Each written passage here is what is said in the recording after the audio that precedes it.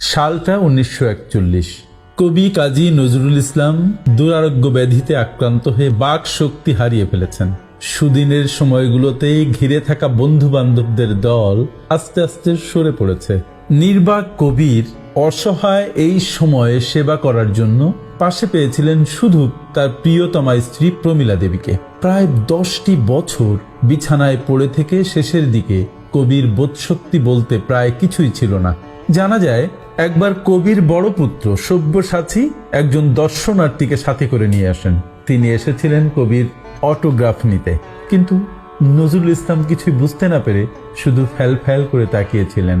কয়েকবার বলার পরেও কাজ না হওয়াতে সব্যসাচী এক প্রকার চিৎকার করে কবিকে অটোগ্রাফ দিতে বলেন। কাঁপা কাঁপা হাতে কলম নিয়ে কবি অনেকক্ষণ ধরে যা লিখলেন তা দেখে সবাই অবাক। আঁকা বাঁকা অক্ষরে তিনি লিখলেন, প্রমীলা দেবী ইসলাম। অবাক করা কাণ্ড না? কবি নিজের নাম ভুলে গিয়েছিলেন, কিন্তু প্রিয়তমা স্ত্রীর নাম ভোলেননি। নজরুলের স্ত্রী প্রমীলা দেবী কবির হৃদয়ের কতটা গভীরে ছিলেন, এই ঘটনা বোধহয় তার দুর্দান্ত প্রমাণ। সুপ্রিয় শ্রোতা, এতক্ষণে নিশ্চয়ই বুঝতে পেরেছেন আজ আমরা কি নিয়ে গল্প করতে যাচ্ছি। আজ আমরা জানব নজরুল এবং প্রমীলার বিয়ে এবং পরবর্তী দাম্পত্য জীবনের নানা অজানা কাহিনী।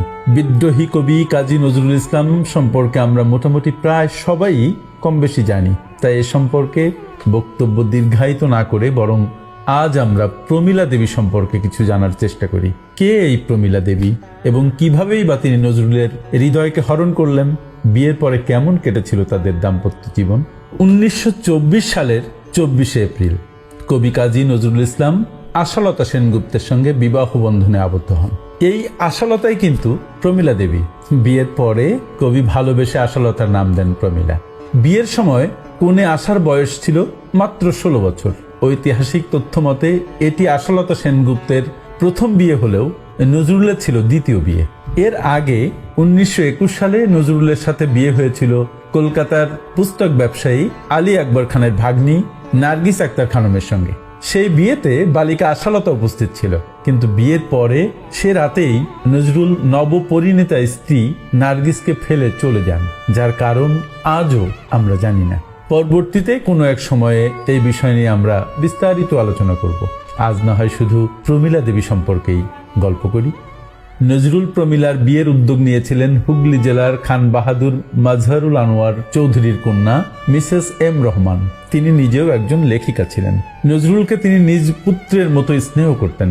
নজরুলও তাকে মা বলে ডাকতেন। যেহেতু বর মুসলিম এবং কনে হিন্দু, তাই এই বিয়েটি সম্পন্ন করা হয় সম্পূর্ণ নতুন এক রীতিতে।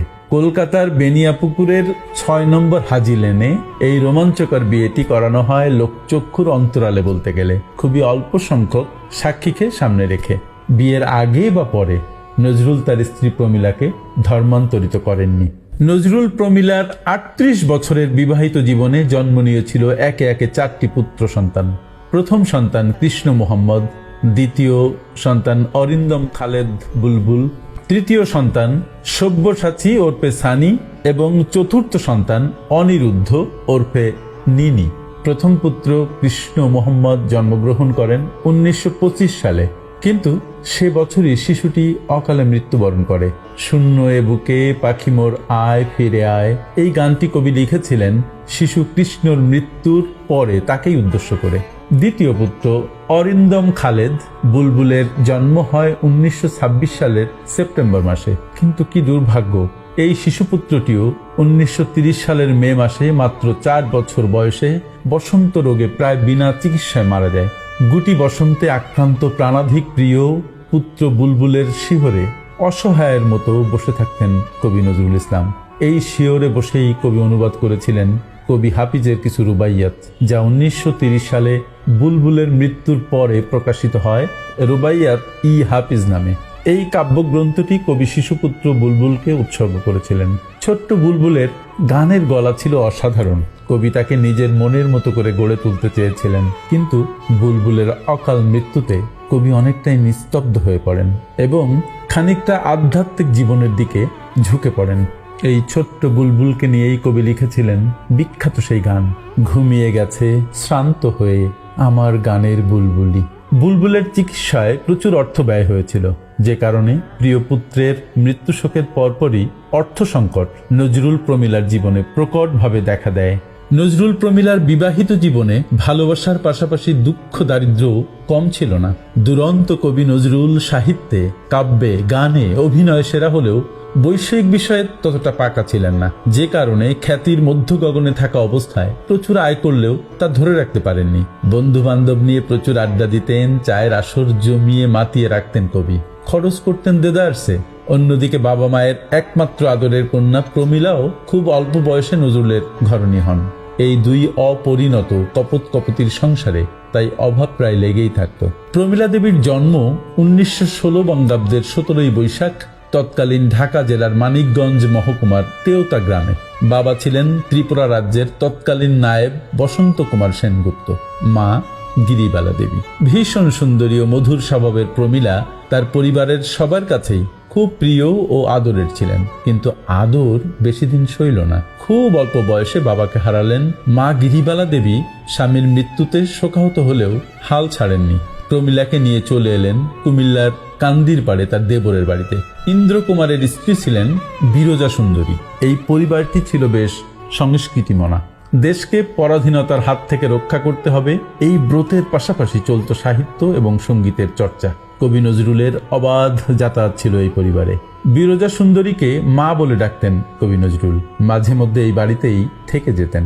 মূলত এখান থেকেই কিশোরী আশালতা ওরফে প্রমিলার সাথে মন দেয়া নেয়া শুরু হয় নজরুলের। তবে নজরুল প্রমিলার এই সম্পর্ককে মেনে নিতে পারেননি বিরজা সুন্দরী। এর কারণ হচ্ছে, নজরুলকে তিনি যতই ভালোবাসেন না কেন, নজরুল মুসলিম, আশালতা হিন্দু, যে কারণে তাদের সম্পর্কের ক্ষেত্রে সামাজিক বাধা ছিল প্রকট। বিরজা সুন্দরীর নিজেরও দুটি মেয়ে ছিল। পাছে নজরুল প্রমিলার সম্পর্কের কারণে নিজের মেয়েদের বিয়েতে কোনো সমস্যা দেখা দেয়। 1922 সালের 23 নভেম্বর আনন্দময়ীর আগমনে কবিতা লেখার অপরাধে গ্রেপ্তার হন কবি নজরুল। 1 বছর সশ্রম কারাদণ্ড ভোগ করে মুক্তি পান 1923 সালের 15 ডিসেম্বর। নজরুলের মুক্তিতে তার অগণিত ভক্ত, কবি, সাহিত্যিকগণ অধীর আগ্রহে অপেক্ষা করছিলেন কখন নজরুলকে বিশেষভাবে অভ্যর্থনা জানাবেন। কিন্তু জেল থেকে বেরিয়ে কোথাও নেই নজরুল। অগণিত ভক্তকে অপেক্ষায় বসিয়ে নজরুল চলে গিয়েছেন কুমিল্লার নিভৃত পল্লীতে তার প্রেয়সী আশালতার সাথে দেখা করতে। মূলত সেবার জেল থেকে বেরিয়ে প্রমিলার সাথে সম্পর্কের কারণে সরাসরি সামাজিক বাধার সম্মুখীন হন নজরুল। পুরো মহল্লার প্রায় প্রতিটি বাড়িতেই চলত তাদের প্রেম নিয়ে বিশ্রী সব আলোচনা। পাড়ার মাস্তান ছেলেরা যে কোনো মুহূর্তেই কবিকে আঘাত করতে পারে, এই খবর কবিকে জানান কবির ভক্তরা। কবি তখন বাধ্য হয়ে চলে যান কলকাতায়। এর কিছুদিন পরে গিরিবালা দেবী মেয়ে আশালতাকে নিয়ে চলে আসেন কলকাতায়। আমরা নজরুল প্রমিলার রোমাঞ্চকর বিয়ের ঘটনা জানি, কিন্তু এই বিয়ের পেছনে প্রমিলার মা গিরিবালা দেবীর কতটা অবদান ছিল তা হয়তো অনেকেরই অজানা। সেই সময়ের প্রেক্ষাপটে একজন হিন্দু বিধবা নারীর পক্ষে কোনো মুসলমানকে মেয়ের জামাতা হিসাবে মেনে নেয়া কতটা দুঃসাহসিক কাজ ছিল তা সহজেই অনুমেয়। ধর্ম, জাত পাত নিয়ে খোদ হিন্দুদের মধ্যেই চলত নানা ধরনের টানাপোড়েন। এই অবস্থায় মুসলমান এবং ব্রিটিশ সরকারের রোশনালে পড়া, জেল খাটা, চাকরিহীন, ঘরবাড়ি, সহায় সম্বলহীন, পরিবারবিহীন বাউন্ডুলে নজরুলের সাথে একমাত্র আদরের কন্যাকে বিয়ে দেওয়ার সাহস দেখানো কিন্তু চারটিখানি কথা নয়। নজরুলকে গিরিবালা দেবী কতটা ভালোবাসতেন তা এই ঘটনা থেকে খুব সহজেই বুঝতে পারা যায়। বস্তুত কবির ছন্নছাড়া জীবনে প্রমিলা দেবীর ঘরণী হয়ে আসা কবির জীবনে এক নতুন মাত্রা যোগ করে। বিয়ের পরে নজরুল নতুন কোনো গান লিখলে সবার আগে পড়ে শোনাতেন প্রমিলা দেবীকে, তারপর তাতে সুর বসাতেন। কখনো সেই গানের সুর ভুলে গেলে প্রমিলা দেবীকে জিজ্ঞেস করতেন। প্রমিলা দেবী নিজে গান গেয়ে সেই সুর কবিকে মনে করিয়ে দিতেন। এমনই ছিল তাদের মধুর দাম্পত্য জীবন। প্রকৃতপক্ষে সাংস্কৃতিক পরিমণ্ডলে বেড়ে ওঠা প্রমিলা দেবীর মধ্যেও জাগ্রত ছিল এক কবি সত্তা, এবং এই কবিতার টানেই তিনি ভালোবেসেছিলেন কবি নজরুলকে। শঙ্কিতা ও করুণা নামের দুটি কবিতা প্রমিলা দেবীর জীবদ্দশায় প্রকাশিত হয়েছিল দ্বিমাসিক সাম্যবাদী পত্রিকায়। বিবাহিত জীবনে প্রমিলা এবং নজরুল দুজনেই যে যার ধর্মীয় বিধান অনুযায়ী চলেছেন। কেউ কারো তাদের ধর্মীয় স্বাধীনতায় হস্তক্ষেপ করেননি। 1939 সাল প্রমিলা দেবী হঠাৎ করেই পক্ষাঘাত রোগে আক্রান্ত হয়ে পড়েন। নজরুল তার প্রিয়তমা স্ত্রীর চিকিৎসায় কোনো কার্পণ্য করেননি। এমনকি চিকিৎসার ব্যয় নির্বাহের জন্য তিনি বালিগঞ্জে কেনা জমিও বিক্রি করে দেন। এ সময়টা নজরুলের জীবনে সত্যিকারের দুঃসময় ছিল। এই কঠিন সময়ে 1942 সালে হঠাৎ কবি নিজেও অসুস্থ হয়ে পড়েন। দেশের সমস্ত চিকিৎসা যখন ব্যর্থ, তখন নজরুলের অগণিত ভক্ত সমর্থক এবং কিছু গণ্যমান্য ব্যক্তিবর্গের সহায়তায় নজরুলের জন্য চিকিৎসা তহবিল গঠন করে কবিকে উন্নত চিকিৎসার জন্য পাঠানো হয় লন্ডনে। লন্ডন এবং ভিয়েনার চিকিৎসকগণ নজরুলের অসুস্থতা নিরাময়যোগ্য নয় বলে জানিয়ে দেন। একদিকে প্রমীলা দেবী পক্ষাঘাতগ্রস্ত হয়ে বিছানায়, অন্যদিকে বাকশক্তি রহিত হয়ে অসহায় শিশুর মতো মুখ নজরুল। কি দুর্ভাগ্য! পরিবারটিতে যেন নেমে আসে অমানিসার ঘোর অন্ধকার। বাংলা সাহিত্যে নজরুল। আজহারউদ্দিন খান। এই প্রবন্ধ থেকে জানা যায় কবিকে দেখভাল করত কিশোর শালুকুষা নামক এক উড়িয়া কাজের লোক। খাওয়ার সময় হলে প্রমীলার কাছে নিয়ে যেত কবিকে। অর্ধশায়িত অবস্থাতেই নজরুলকে তক্তপোষের এক পাশে বসিয়ে নিজের হাতে খাইয়ে দিতেন প্রমীলা। কবির ছোট পুত্র অনিরুদ্ধর স্ত্রী ছিলেন কল্যাণী। তার বর্ণনা মতে প্রমীলা নিজ হাতে সংসারের কাজকর্ম করতে ভালোবাসতেন, কিন্তু তিনি তো বিছানায় পড়েছিলেন। তাহলে তার পক্ষে কিভাবে সম্ভব ছিল সংসারের কাজকর্ম করা? কল্যাণীর মতেই একমাত্র প্রত্যক্ষদর্শী ছাড়া আর কারো পক্ষে হয়তো তা কল্পনা করা সম্ভব ছিল না। প্রমীলা কাজীর নিম্নাংশ অবশ হলেও ঊর্ধ্বাঙ্গ সচল ছিল। তিনি স্বল্প উচ্চতা বিশিষ্ট একটি প্রশস্ত চৌকিতে শুয়ে শুয়ে সংসারের যাবতীয় কাজের আদেশ দিতেন। এমনকি তিনি চৌকিতে শুয়ে মাছও করতেন। সন্তান এবং নাতি নাতনিদের জামার বোতাম লাগানো, সোয়েটার বোনা, এসব কাজও করতেন শুয়ে শুয়ে। যতদিন বেঁচে ছিলেন নিজ হাতেই স্বয়ং নজরুলকে খাইয়ে দিয়ে যত্ন করে তোয়ালে দিয়ে মুখ মুছে দিতেন। প্রমীলা দেবীর এসব কার্যক্রম থেকে বোঝা যায় কি অসম্ভব ভালোবাসতেন তিনি কবিকে, এবং সংসারের প্রতি তার টানটাই বা কত ছিল। প্রায় 2 যুগ বিছানায় রোগে ভুগে অবশেষে আচার নিষ্ঠা প্রমীলা দেবীর প্রয়াণ ঘটেছিল 1962 সালের 30শে জুন। বেঁচে থাকা অবস্থায় তিনি কখনো নজরুলের জন্মভূমি চুরুলিয়ায় যাননি, কিন্তু মৃত্যুর আগে প্রমীলা নির্দেশ দিয়ে যান তাকে যেন চুরুলিয়ায় কবর দেয়া হয়। একজন নিষ্ঠাবান হিন্দু নারী হয়ে কবর দেওয়ার ইচ্ছা প্রকাশ করলে সবার মনে বিস্ময়ের উদ্রেক করে। বয়সে নজরুলের চেয়ে 9-10 বছরের ছোট প্রমীলা হয়তো ভেবেছিলেন নজরুলের পরেই তার মৃত্যু হবে। নজরুলের জন্মভূমি চুরুলিয়ায় হওয়ায় নজরুলের কবরও হয়তো চুরুলিয়াতেই হবে, তাই তিনি মৃত্যুর পরেও পাশাপাশি থাকতে চেয়েছিলেন কবির। কতটা ভালোবাসা থাকলে এভাবে ভাবা যায়? প্রমীলা দেবীর শেষ ইচ্ছে অনুযায়ী তাকে ঠিকই কবর দেয়া হয় চুরুলিয়াতে। প্রিয়তমা স্ত্রীর মৃত্যুতে অত্যন্ত অস্থির হয়ে পড়েছিলেন নজরুল। কথা বলতে পারতেন না, ফ্যাল ফ্যাল করে শুধু তাকিয়ে থাকতেন আর প্রমীলা দেবীর বিছানায় হাত চাপড়াতেন, কাঁদতেন। কি গভীর ভালোবাসা ছিল দুজনার প্রতি দুজনার। বাংলাদেশ স্বাধীন হবার পরে বঙ্গবন্ধুর আগ্রহে কবিকে নিয়ে আসা হয় বাংলাদেশে। নাগরিকত্ব প্রদান করা হয় বাংলাদেশের। প্রাণ প্রিয় পত্নীকে হারিয়ে একাকিত্বের দুঃসহ বেদনা নিয়ে কবি বাংলাদেশে এসে বেঁচেছিলেন আরো বেশ কয়েক বছর। এরপর 1976 সালের 29শে আগস্ট 77 বছর বয়সে আমাদের জাতীয় কবি, বিদ্রোহী কবি কাজী নজরুল ইসলাম পৃথিবীর সকল মায়া ত্যাগ করে পরপারে পাড়ি জমান। মসজিদেরই পাশে আমার কবর দিও ভাই, যেন গোর থেকেও মুয়াজ্জিনের আজান শুনতে পাই। কবির ইচ্ছে অনুযায়ী তাকে ঢাকা বিশ্ববিদ্যালয়ে মসজিদের পাশেই কবর দেয়া হয়।